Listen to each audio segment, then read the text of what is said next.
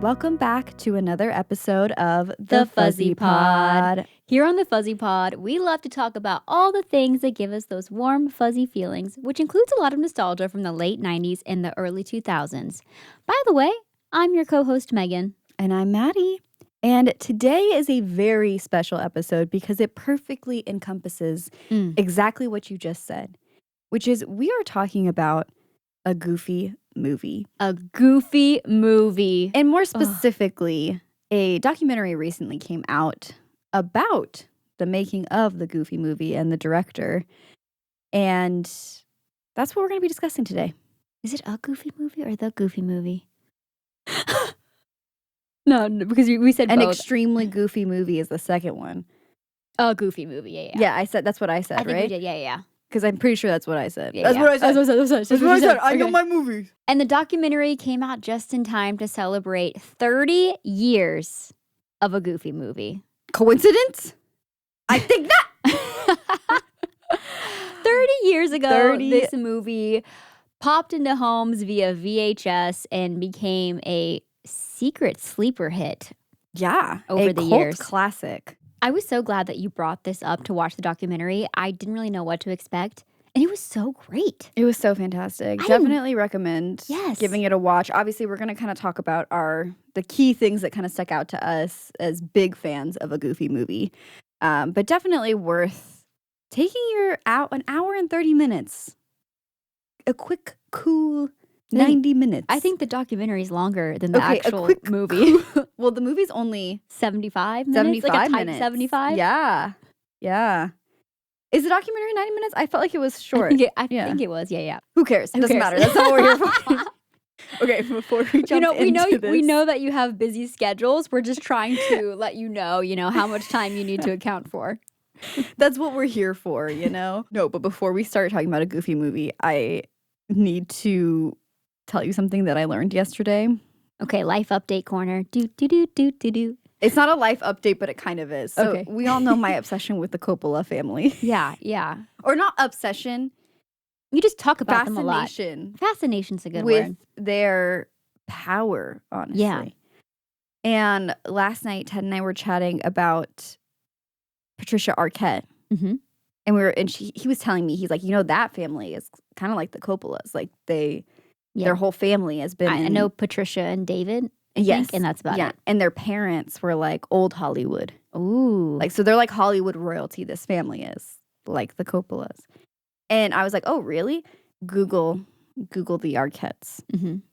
And who pops up under family members in this family? None other than Steve Buscemi. Nicolas Cage. What? He's related to both of them? The Arquettes and the Coppola family? And I was like, what a twisty tree. I was like, what is this connection? Like, are the Arquettes just the Coppolas? That's where my mind went because this family's so powerful. So it's just it just continues to extend. Are they cousins? But it actually is not as exciting as we hoped. Marriage. Mm. Nick was married to Patricia. Oh, you know what? I feel like maybe somewhere deep in my mind. You knew that? I saw that on a magazine once on a stand when I was a kid. I felt that too. I was like, I feel like I knew that. So there actually isn't. To me, it was like, well, both our families are royalty. So they probably are like cousins somewhere down the line. I think that you need to start a YouTube channel where you do deep dives just on the Coppola family. I'm not that interested in them. You like to talk about it a lot. It's the power. You're interested in power. It's giving White Lotus. It's giving White Lotus. Do you ever think about how richer. many? Yeah, that's true. Do you ever just think about how many people casually just do cocaine? Wait, did we talk about this recently? No, but I've had this thought, like this persisting thought for the past 2 months. Well, I saw a TikTok about it and I thought about it before too. And I was I'm not connecting that entirely, just talking about rich people, power, They money. seem to do a lot of cocaine. It seems like a lot of people be doing cocaine just so on the low casually. I thought that cocaine died in the 80s. Yes. And then I realized, like, no, this is still a prevalent drug. Yes. Cocaine. Yes. Cocaine. as someone who They'd be doesn't snorting partake, it. I'm just like, how are we doing this so casually? I mean, I have 2 cups of coffee and that's too much for me. My little heart can't handle that. Maybe I could do it then because I need like 6 cups of coffee to feel something. She's like, wait a second. I just sprinkle it in my coffee. Instead of doing 6 cups of coffee, I do one snort of cocaine. One line? What is it? Can you do a half line? Can you stir it in like sugar into your coffee? Do we have to put a disclaimer now on this video? Adult content because we talked about drugs? Probably. Do not recommend doing drugs. Definitely don't do Dare. Don't do drugs. Remember Dare. Remember Dare. Didn't we do an episode on Dare? No, but that would actually be a really fun concept to do. We talked about it, but yeah. We brought it up before. It wasn't an entire episode because I talked about the guy that came to my school and tried to scare us. Yeah, and be like, "Don't do drugs." In The Lion, or you'll get Danny the Lion. What was his name? Something like that. Yeah, Danny. No, sure, that's his name. No, now that's his name going forward. All right, whatever. You know who didn't do drugs? Powerline. I actually had another transition too. Oh, sorry. Go ahead. You do yours now. We'll keep both of them in.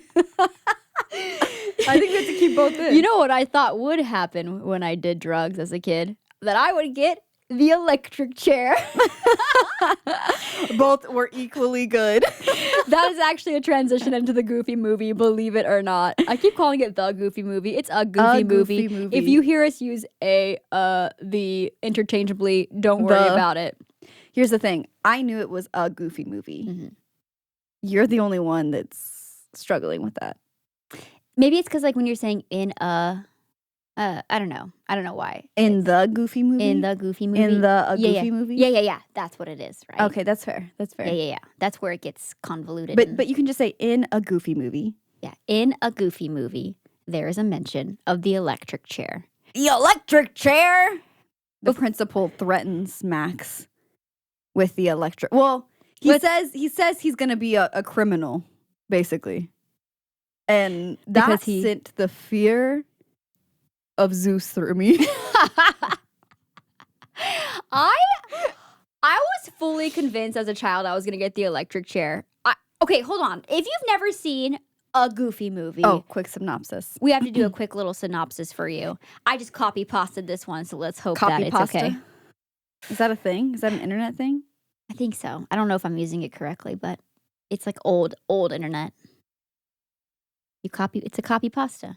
I think like remember those chain emails you would get? Be like, if you don't, that was called copy pasta. Hold, I believe you. It's fine. Do you want me to look it up real quick before I read the synopsis? Me. Copy pasta has multiple meanings. Internet slang, a block of text that's repeatedly copied and pasted across websites and social media. Cool, you were right. I just never heard that before. I guess I'm old. So in a Goofy movie, it is about our dear beloved Goofy and his son Max. And Goofy's feeling a little separated from his son Max. And so what does he decide is going to bring them closer together? Well, what him and his dad did, which is go on a road trip and do a fishing trip with his son who hates him. Max is a teenager, and he is really struggling with all these feelings of coming into his own and ultimately not wanting to be like his dad because his dad is so uncool. Oh, I thought I was expanding on it. No, I love it. I was just kidding. Oh, okay. See, I think we need to go on a road trip. I think we're not seeing eye to eye. Nobody else but you. So they go on this road trip. They get into lots of adventures. I mean, I assume that if you clicked on this video / are listening to this podcast episode, you have seen a Goofy movie. And if you have not, go watch it. That's on you. Go watch it. This is one of these moments, let me tell you, where it's not just nostalgia. This movie really holds up. And that's our official fuzzy rating. Yes. Because usually when we do a movie recap, we do the good, the bad, and the fuzzy. And we tell you at the end if we feel like it was just nostalgia. And this movie, I genuinely can say is not. And both of us have frequently rewatched this movie, honestly. Yeah, as adults. As adults. We just have so many fond feelings for it. It's the first time that Disney ever showed another side of Goofy. Not just like a clumsy guy who is getting into his goofs and antics. It was the first time they gave Goofy some heart. Yeah. And not a lot of people loved it. Not a lot of people loved the idea of that. No, which is so wild because, our first real introduction to the character Goofy was through a Goofy movie, at least from my memory. Mm-hmm. And we weren't. It was about that time because, I was born in 93. The movie came out, I believe, in 95. You were 97. It was on VHS probably like around that time, and we grew up watching it over and over and over. And that's the Goofy we knew and loved. Yeah. Was this like more soft-sided side? Soft-sided side. Was this more soft-sided Goofy? Also, I need to fact check myself, but we also, one of our favorite Disney movies, I would argue to say, is the Mickey's Once Upon a Christmas. Yes. And there is a story, one of the 3 stories in that is Goofy and Max. Yeah. So I feel like our experience with Goofy as a character is this, I don't know, this goof that has a big heart. And who loves his son so much and would do anything for him, especially in that Christmas special. Yeah. Let's see. Mickey's Once. Did that come out in 97? It looks like Mickey's Once Upon a Christmas maybe came out in 99. So it was after a Goofy movie. Yeah. So they started to explore, more of that side of Goofy. That side of Goofy, yeah. He's not just goofy. He's hardy. He's not just goofy. Y'all, there was so many roadblocks along the way with this movie. For starters, their budget was way lower than some of the counterparts at the time that were being made. Like, I don't know, a little movie called The Lion King. Yeah. Imagine being a film creator and animator making a Goofy movie while your peers next door are making Lion King. And Disney is just pouring everything they got into that. And the thing is, story, by the way, in a way. Wow. The son finding himself. Yeah. Wow. Sorry, I just thought of that just now. Where's the representation for women? Where's the mom and daughter stories? They always kill off mom. What's happening? Oh my God. Okay. Speaking of moms, I just wanted you to know that, fun fact, that Goofy is the original Pixar mom. Because he's caked out. Wait, not in a Goofy movie. Like originally he was more caked? No, a Goofy movie. He's caked out. Whenever he's laying down in the car. Yeah. After the Bigfoot attacks him, he's just all cheekish. You're telling me you didn't notice that? I need to go back and rewatch this. You need to look at it now. I don't know how I find that. You gotta pull it up. You gotta pull it up. He's the original inspo. Oh my gosh! He's cheeked out. It's 2 hams. That's what I'm saying. He's cheeked out. Double cheeked up on a Thursday afternoon. That's actually wild. Where was he hiding all that? On those baggy pants? Goofy's got a dumpy. That's wild. That's so wild.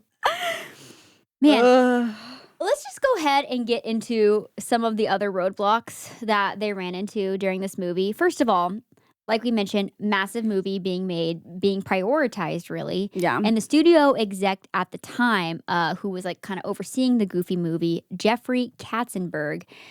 It seems like, is that not his name? No, I'm not laughing at that. I had pulled up the movie to show you that clip. Yeah. And I was like, what is that noise? And my phone had hit play again. And it was the Bigfoot snoring. And I just heard... Also, that scene is so real of Bigfoot snoring and Goofy snoring and Max can't sleep. And his eyes are just... so big. Vacation anytime with your parents. Oh, okay. So studio execs, Being studio execs. Jeffrey Katzenberg. The vibes I was getting watching the documentary, it seemed like everyone was maybe a little peeved about the way Jeffrey Katzenberg was going about handling his notes with the Goofy movie. Seems like he wasn't super involved and would throw out ideas like, I don't know, what if we just canned Goofy's voice and had Steve Martin be Goofy instead? Because that's a big name. And money, dollar signs. Yeah. Could you imagine Goofy not sounding like Goofy? Yeah. They wanted him to sound like Steve Martin, not Steve Martin doing Goofy. Mm-hmm. Steve Martin.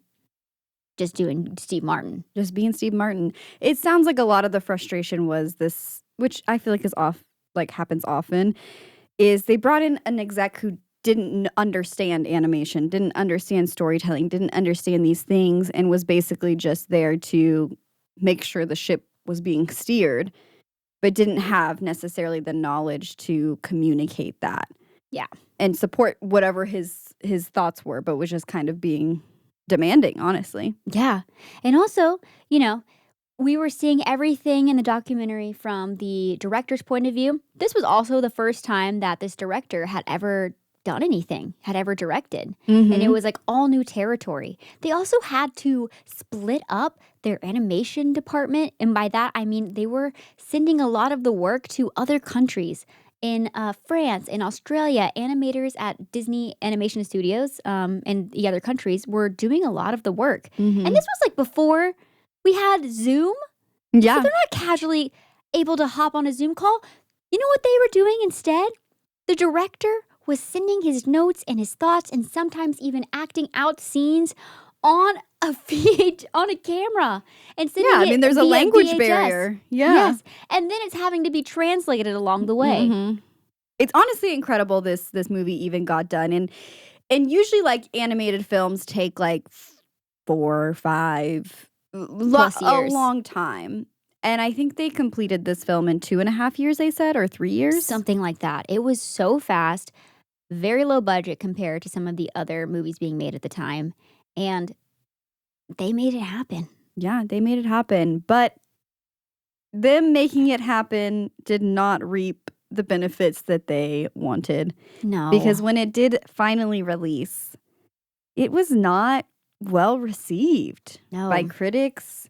And this was kind of during what they would call like the Disney Renaissance, when they were like really just putting out like banger after banger after banger. Oh my gosh. Like it was kind of Little crazy. Mermaid, Beauty Little and the Mermaid Beast. really like got them back to where they needed to be. They at one point, my understanding through the documentary was that Disney was like, do we even need our animation department? Because they had so many failures leading up to the Little Mermaid's release. Yeah. That's wild. It's wild to think now, yeah. Yeah. Because these were movies that were such a pivotal part of our childhood. Mm-hmm. That's just, Anyways, it's wild to think that there's a universe where they're like, you know what? Can the animation we're not doing that. Yeah. We're not doing that. No Little Mermaid. No Beauty and the Beast. No The Lion King.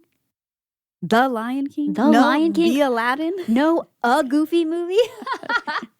No, but we should rewatch Aladdin, by the way. I haven't seen that in a long time. I'm so in. I I love that movie. The other thing is Jeffrey Katzenberg ended up being fired, quit. I don't know. He transitioned at this time. Fired. I think he was fired. But he did okay. Okay. He's okay. He co-founded a little studio called DreamWorks Studios. You may have heard it. Shrek. Kung Fu Panda. How to Train Your Dragon. Madagascar. Dude, Madagascar goes hard. Gloria. He did okay. But it seemed to be the consensus was they realized that Jeffrey Katzenberg was actually probably the only one there championing their little film. Mm-hmm. I say little film in the sense not to diminish what they were doing there, but in the sense that they were doing it with a very small budget and small team compared to some of the other films being made. The other thing that really didn't set them up for critical success was the fact that Disney canceled a lot of things that would have been good marketing for it. They didn't do a premiere in LA. Yeah. They did one still at Disney World, but they didn't get like the press of doing a big carpet in LA. They basically were like, this movie's trash. We're not going to promote it. They canned merch. They took it out of theaters. And they eventually ended up sending it to VHS and into the hands of people like me and of people like us. Which, honestly, I think was the best marketing tactic they could have done. And they didn't even realize it because they basically said, hey, we'll just sell this for cheap so people will buy it so we can try to make some of our money back. And what that ended up doing is putting it in the hands of so many kids. And it quickly became a favorite because there really is something so special about that film. I think the most wild part to me, though, is it would be years and years later before the team that made this movie happen would realize how loved and appreciated that it was. They had no clue. It took a panel at D23. Like 20 years later. 20 years later. They set up this panel. It was a reunion of the cast, the director, some of the people that made the movie. And they put them in a little back small room, not thinking much of it, thinking some people would show up. And they had to turn away like thousands of people that wanted to be a part of this panel. And it wasn't until that moment that the people that made this movie realized, oh my gosh. People like this? People love this. This movie impacted so many people. And apparently, this was, I need to double check on this, but I think this is correct. It was one of the first times that Disney featured representation in their films via Powerline. You know, Powerline, I feel like became a prominent icon for the Black community, which is amazing. So cool. Yeah. I am wearing my Powerline shirt today. I got this 10 years ago. I think I got this at a Target or something. But every time I wear it, people are like, I see you, the Powerline shirt. The nostalgia for this movie just runs so deep. You know what is so crazy, actually, is to think that a movie that was not successful, that they then gave that director another chance. Because they kind of talk about in the documentary how one of that exec, Jeffrey Katzenberg, one of his kind of goals was to have an A tier and a B tier. So they had animated films that weren't quite as good as The Lion King vibe, right? Or Beauty and the Beast, but was kind of still another way for them to be in front of people's faces all the time, basically, but at a lower budget. But it's kind of crazy because Tarzan is one of those I would say staple. And it was considered one of their B tiers at the time when they were making it, you think? I don't know, because I'm why did they give this director another chance? Yeah. That's actually you know so what I true. mean? Because he went on to direct not only Tarzan, but then also Enchanted. He got to do a live action years later. Which I'm pretty sure, I'm assuming Tarzan did fantastic when it came out. Yeah. So, obviously, but... So it makes more sense that he did Enchanted later, but it's also how did he get the chance to do Tarzan? Was that was it considered a B film? I'm confused. I still think that they were positive in terms of how much money they made.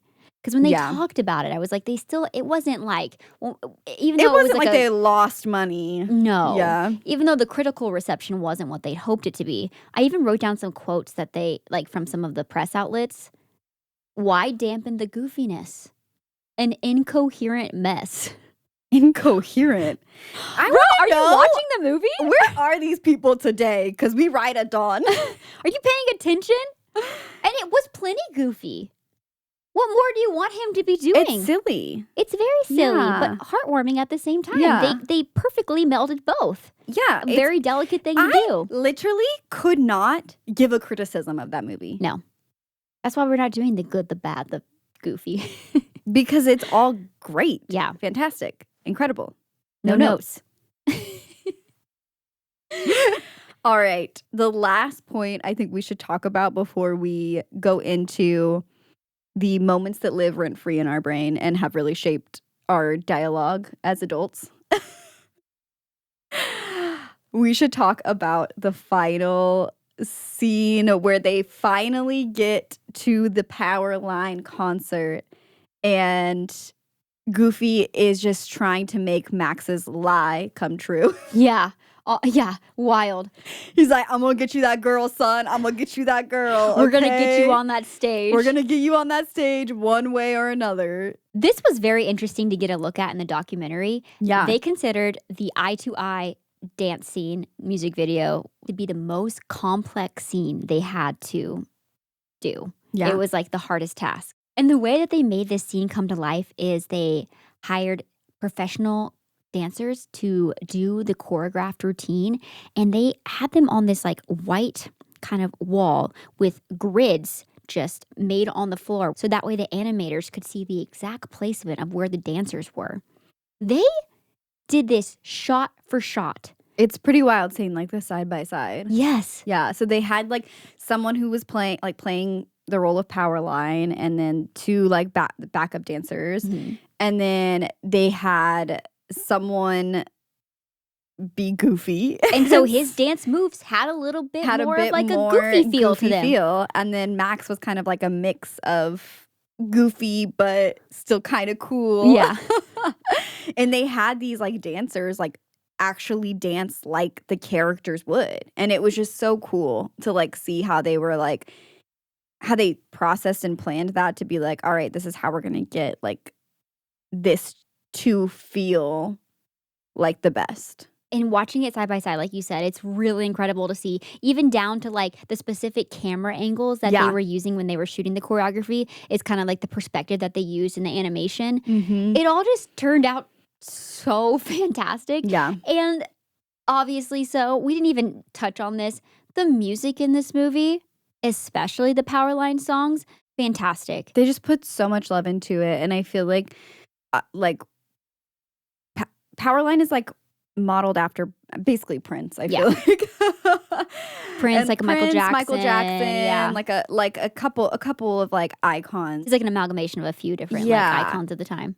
And what's like so awesome is like they use Prince's like actual like backup singers and like I don't know. One of his like proteges, like Tevin Campbell. I think he was in a few like different Prince projects leading up to this, and they treated it when they recorded it like they were making an actual R&B like hit song. Yeah, which was just so cool because it's like it was worth the extra steps. You know what I mean? Yes. Like I feel like watching this documentary, like seeing like the extra things that they did to make it feel, I don't know, so much like more genuine. Yeah, in every aspect was just like so cool and so worth it. Oh, 100%. It was also cool getting to see some of the songs that got cut. Yeah. And I was like trying to imagine them in there. Yeah. They played little snippets of each one. I definitely recommend watching it even just for that. Yeah. Like they had one when Max gets sentenced to the principal's office and it was like, bad boy. Bad boy. Yeah. I don't remember how it goes, but I was like, oh, yeah, like it just didn't need it. So I see why things get cut. But it's interesting to think of a world where there's a cut where that exists. It's also so funny to me because like when I was watching the documentary and they were like halfway through they're like, did you always know it was going to be a musical? And I was like, I guess it is a musical. Yeah. Like it didn't like I don't there's a dance like there's a whole like dance choreography like opening number on the road. Yeah, when they're driving and they have like a whole sequence. It's giving La La Land. It is. Oh my gosh. It's giving High School Musical in the opening intro. Yeah. It's giving La La Land on the road song. Or, sorry, excuse me. La La Land and High School Musical are giving a Goofy movie. That's more like it. That's right. That's right. It came first. It was also kind of cool to think that this is such a movie of its time. Yeah, in such a beautiful way, though. Yes, right? It encapsulated the 90s in such a cool way where, like, a lot of these other Disney movies being made were, like, fairy tales and, like, in these, like, mystical lands that could be set, like, in any time, really.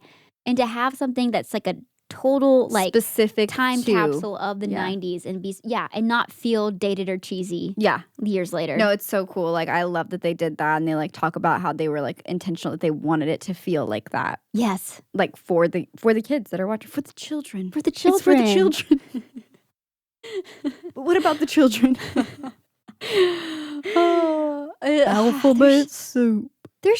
There's so much to love about this movie. and I could just rant and rant, We but could maybe rant a forever. good way to kind of continue this rant is, like you said, talk about the things that just live absolutely rent-free in our head since consuming this movie on VHS over and over again. Yeah, definitely. We got to talk about Bigfoot. Bigfoot. When he puts on the little headphones. Bigfoot. And he starts dancing. Goofy and Max come across Bigfoot casual on their trip. Of course. Why wouldn't they? It's a father-son trip. And we learned something interesting about Bigfoot. He actually loves the Bee Gees. He does. Big Bee Gees guy. Big Bee Gees guy. Staying alive. His little dance with the finger. The way I always did that. We gotta bring this back to the clubs. Right? To the clubs. Catch us in the club. In the club, we all fam. Us and Bigfoot in the corner. Alphabet soup. Okay, so one that Bigfoot. we quote the most, though, It's so niche. is so niche, and I bet you can't guess it. Can you guess? I'm Can gonna you give you guess? just a second to guess what quote from this movie we say the most. Can you guess it? Eggs. Eggs. Eggs. It is a passing character that works at a diner. And she goes, "Who got the short stack?" Max is in his own world because he's thinking through, what have I just done? I lied to my dad. I changed the map. I wasn't supposed to touch the map. He's not paying attention. And so this waitress is trying to get Max's attention and make sure he gets his plate of eggs. And the way she delivers that The line. way that woman, Thank you. thank you, whoever you are, we love you. You are seen, you are valued. That made our whole childhood, and we still use that today. Anytime Yeah. I'm at the grocery store, are you kidding me? Yeah. Eggs. And we're talking about eggs a lot lately. eggs. Eggs. And sometimes we don't do the three, you know, we shorten it to just one. But we know, the heart's there. Eggs. If you don't know what we're talking about, I'm please. sorry. I'm so sorry. Just go watch the movie. One of the first quotes that happens early on that sits with me a lot is actually in the opening song, and it's the bus driver Oh, yeah. just delivering one line, him saying, "I'm gonna sit on my butt." I was like, That- bro, aren't you already doing that? No, seriously. That was peak comedy. Peak comedy as a kid. Who's that guy?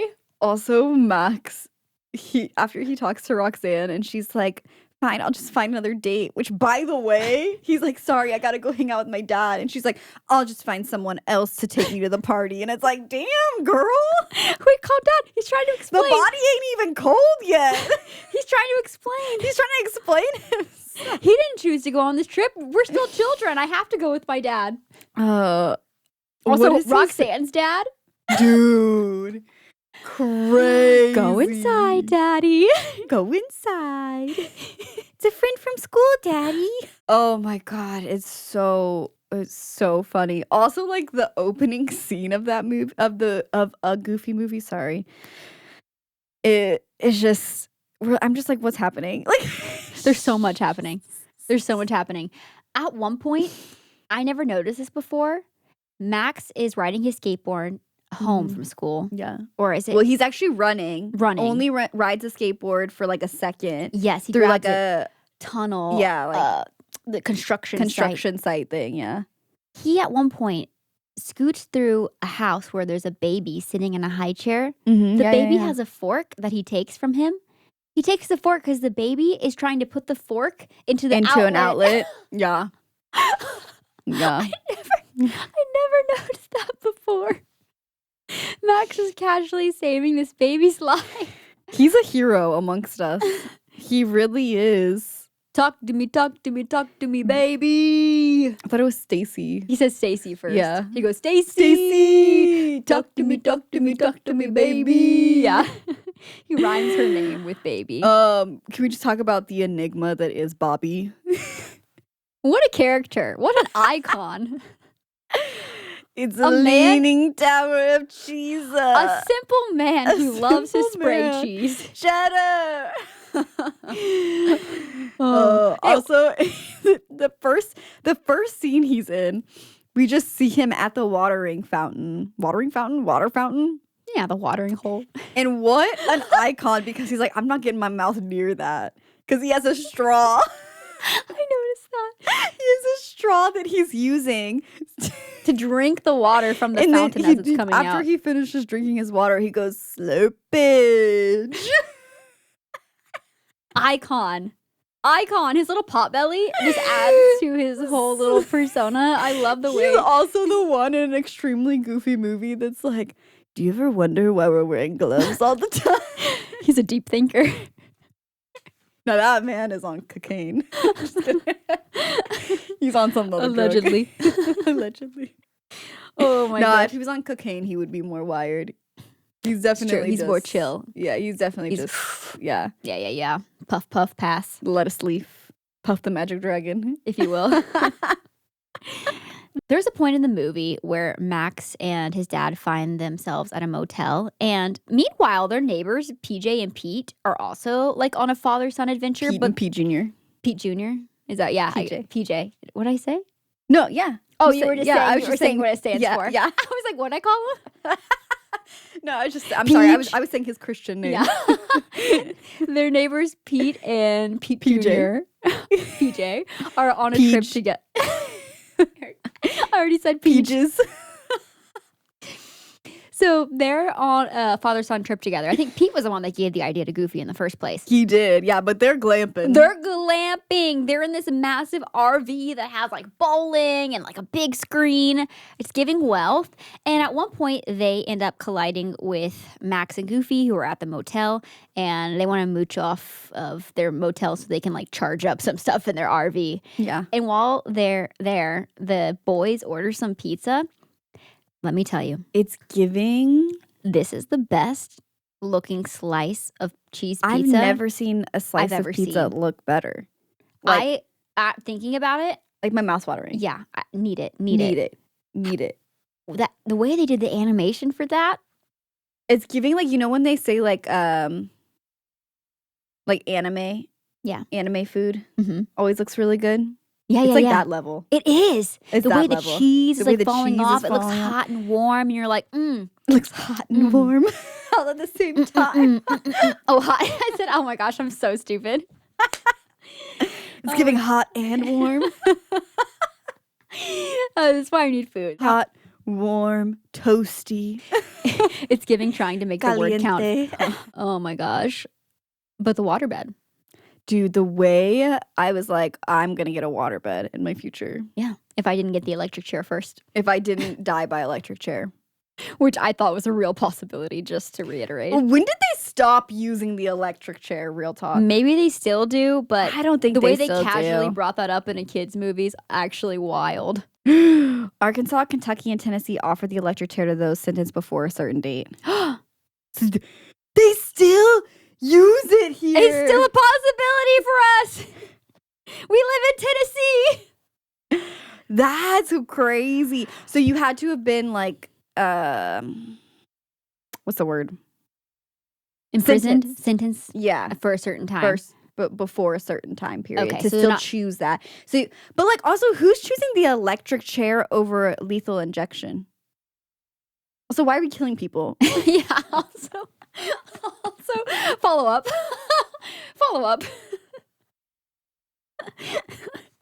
Oh my gosh, I don't know why I just thought of this scene as well.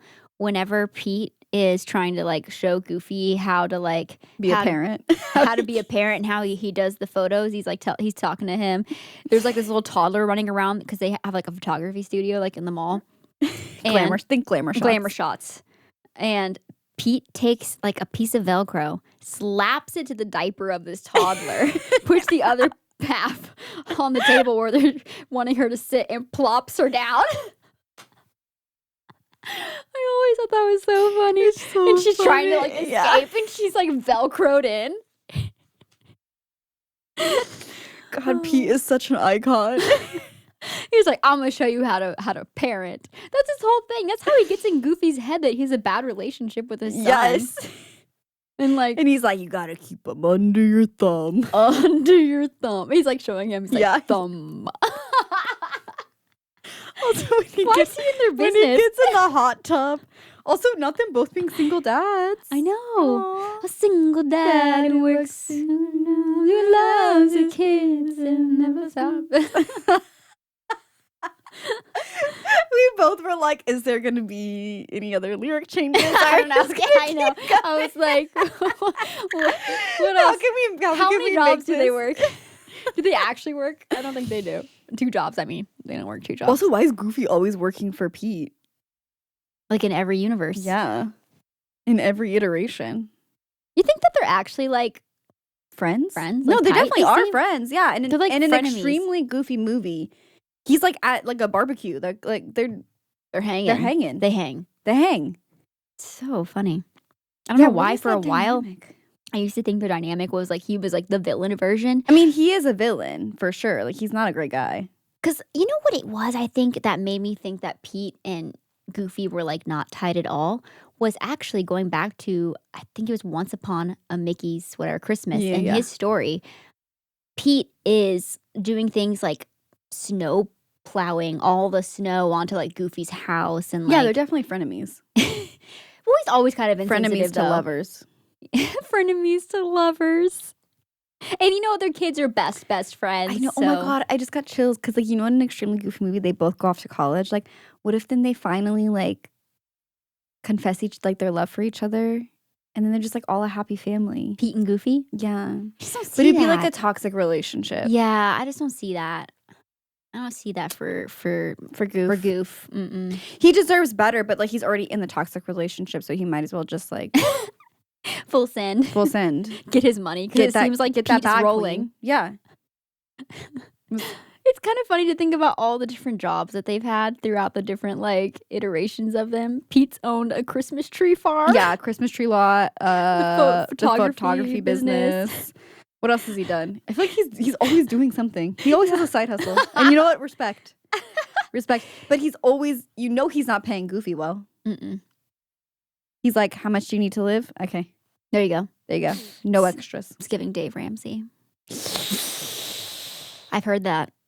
I didn't say it. My understanding, this is alleged, they want to look at the finances of the people that are going to work there. That's like part of the gig. You also have to cut up your credit cards.